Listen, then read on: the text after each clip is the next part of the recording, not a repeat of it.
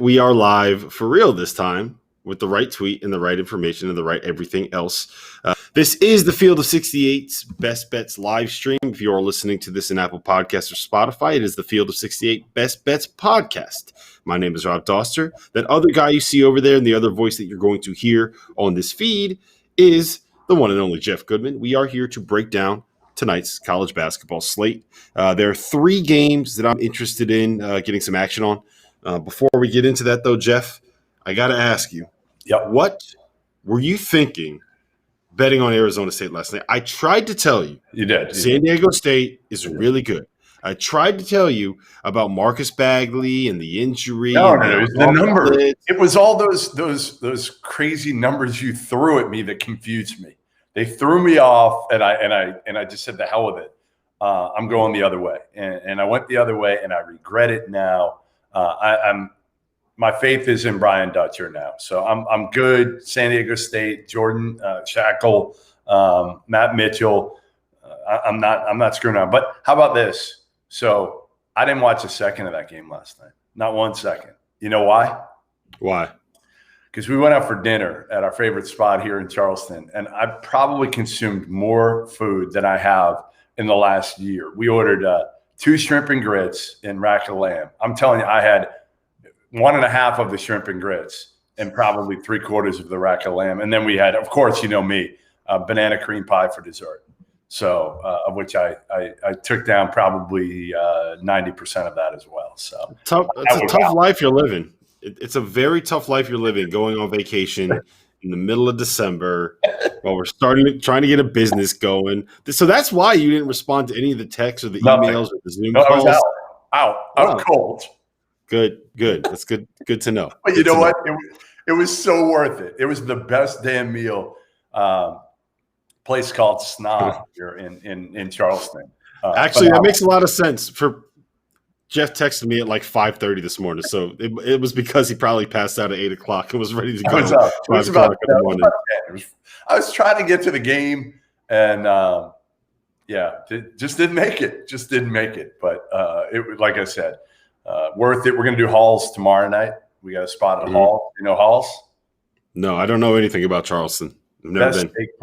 Best steak place, period. They have one in Greenville also. So my wife and I last year I took her for her birthday to a Clemson game. Well, to Greenville for a few days, and we went to a Clemson football game, but we went to Halls there. I've got a great story I can't share of 2 referees last year at Halls here in Charleston throwing. So you can't tell story. That's a story. I can tell them. I'm not going to do on this podcast. Okay, I'll tell the story. I just will not name the referees.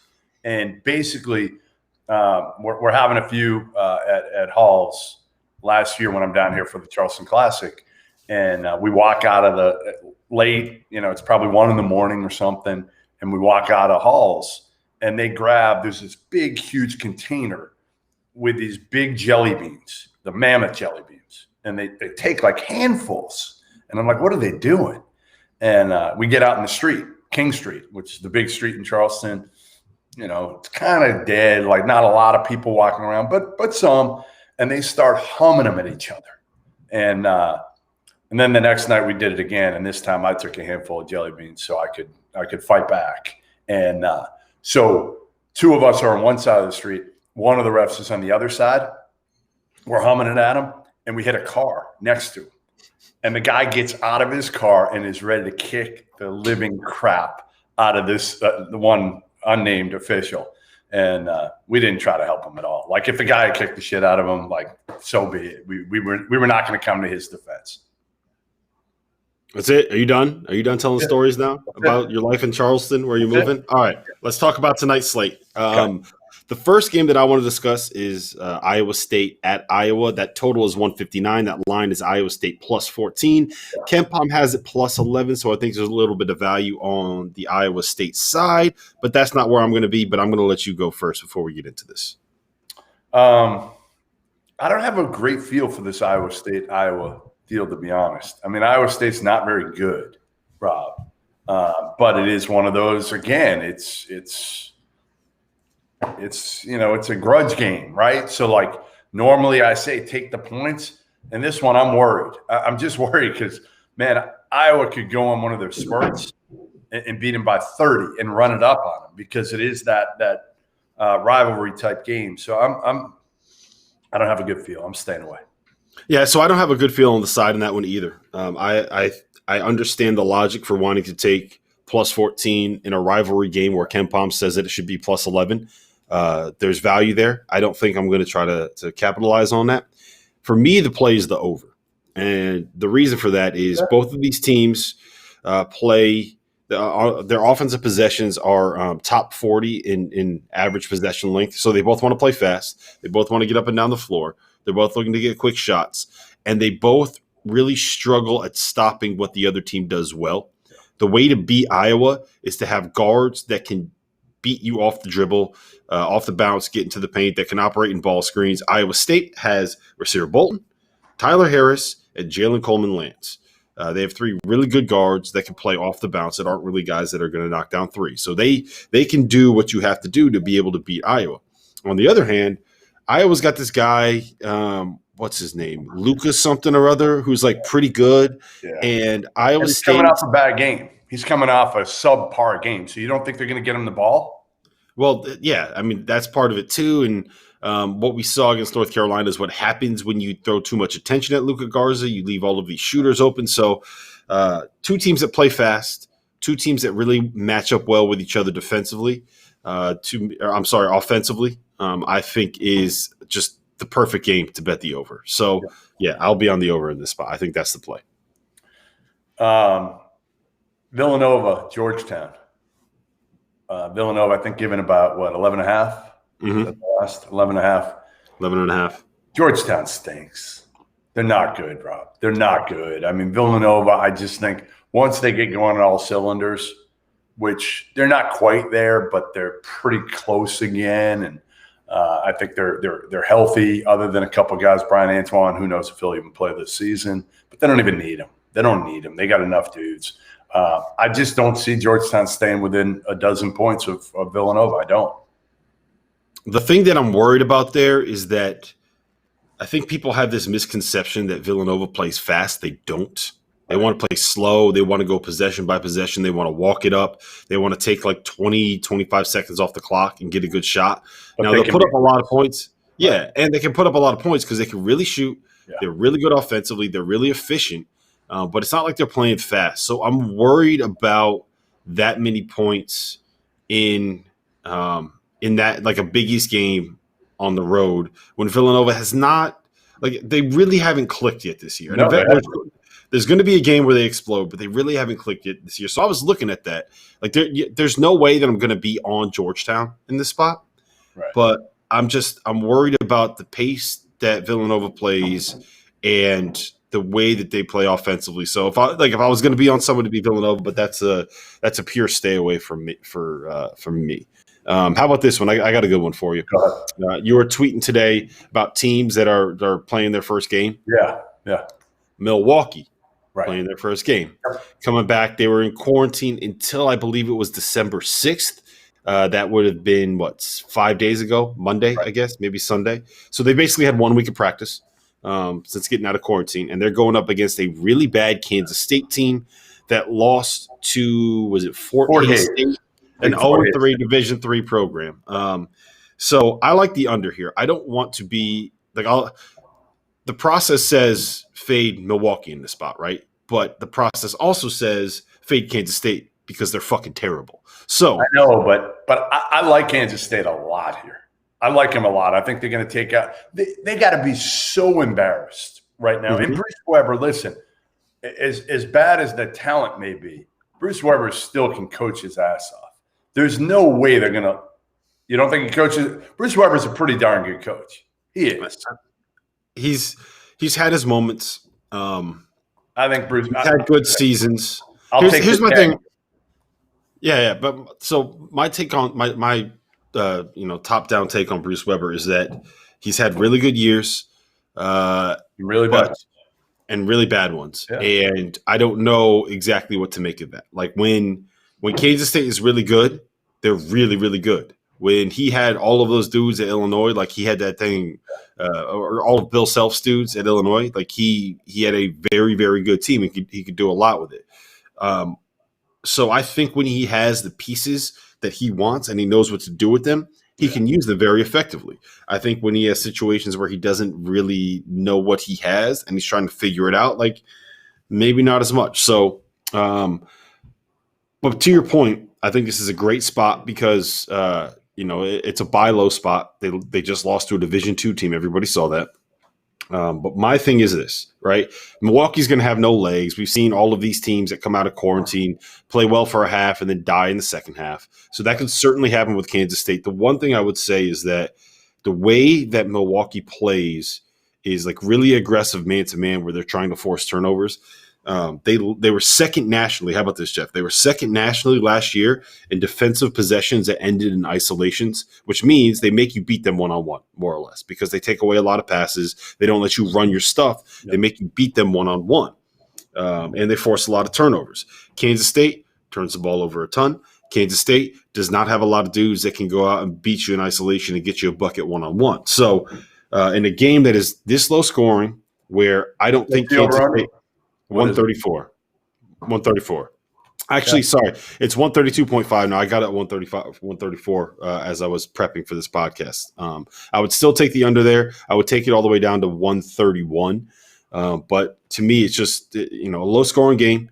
9.5 points is a lot of points for a team that does not match up well offensively for what Milwaukee wants to do. That said, if I was going to be on someone in this game, it would be Kansas State. For all of the reasons you just laid out, I just like the under in the spot a little bit more. Yeah. All right, my pick of the day, Rob.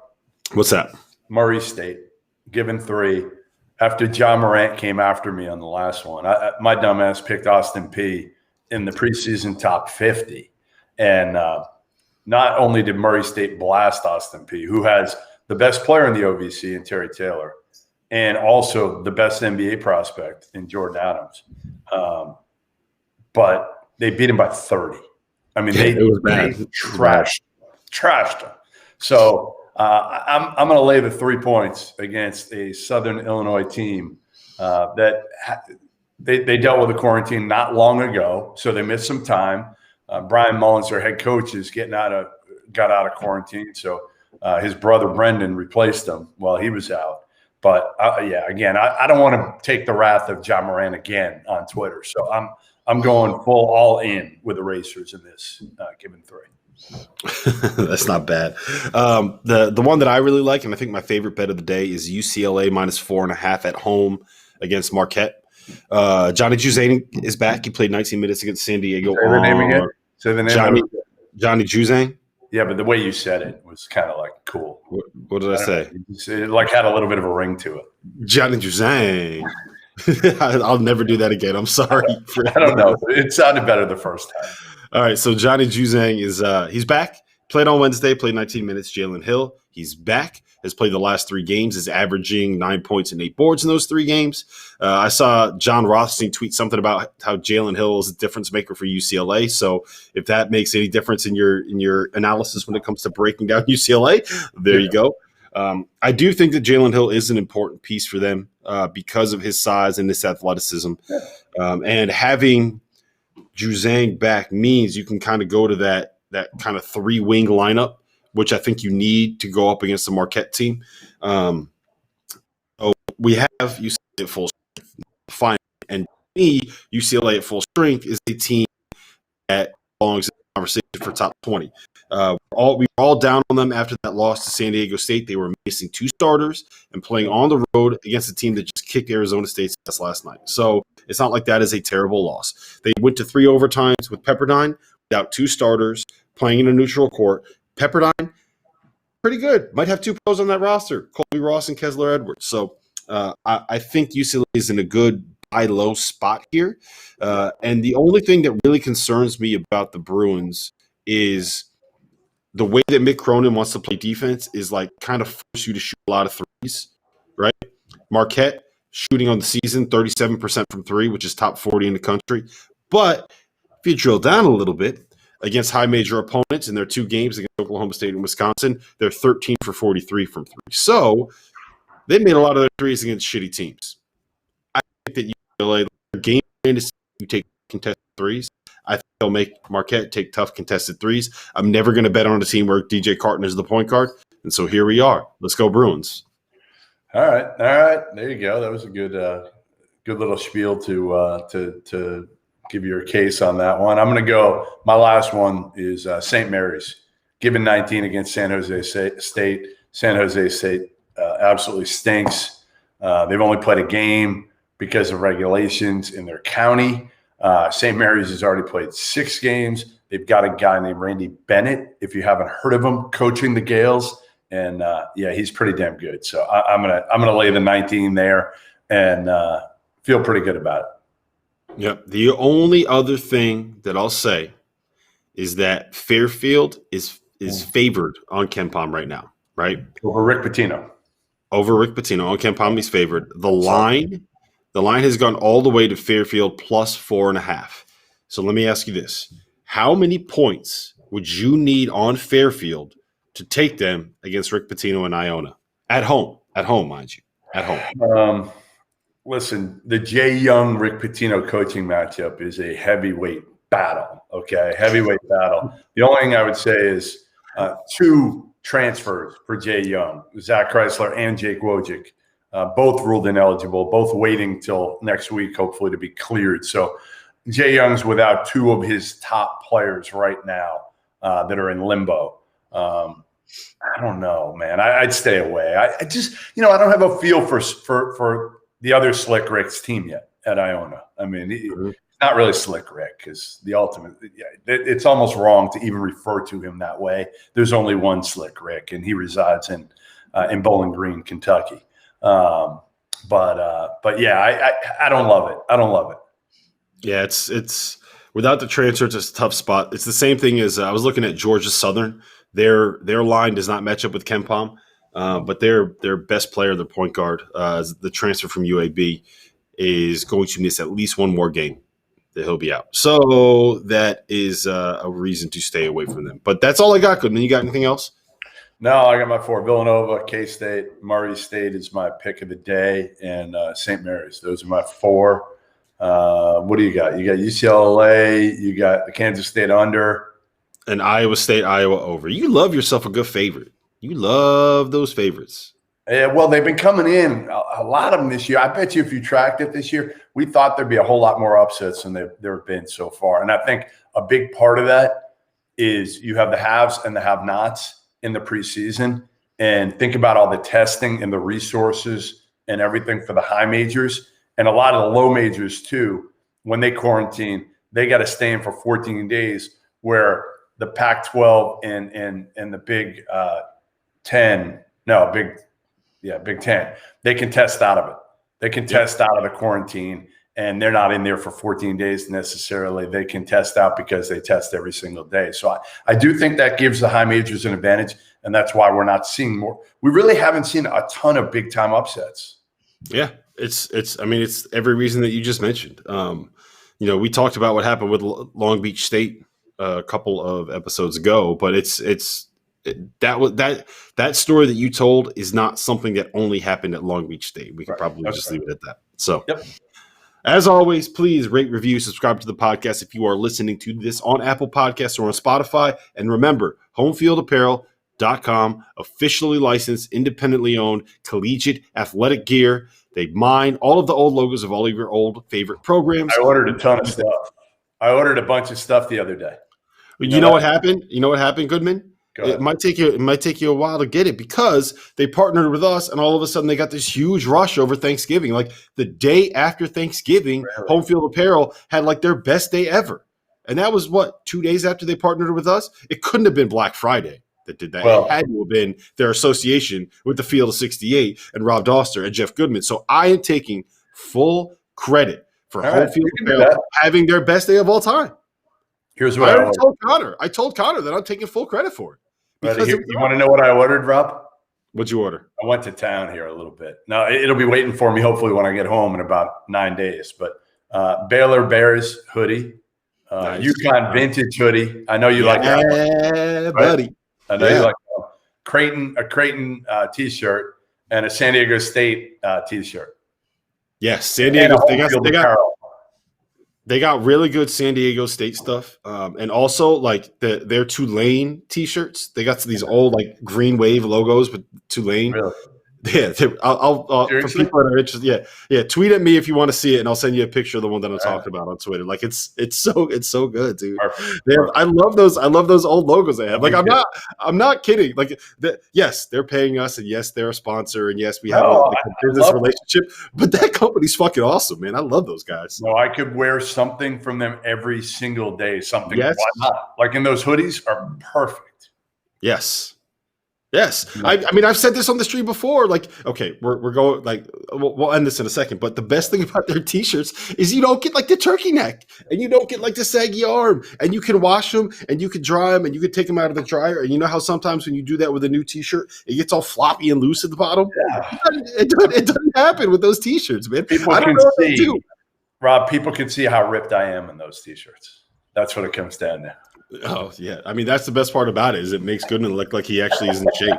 There you go. It makes me look like I didn't have T-shirt and grits and half a pack of lamb last night and a banana pudding.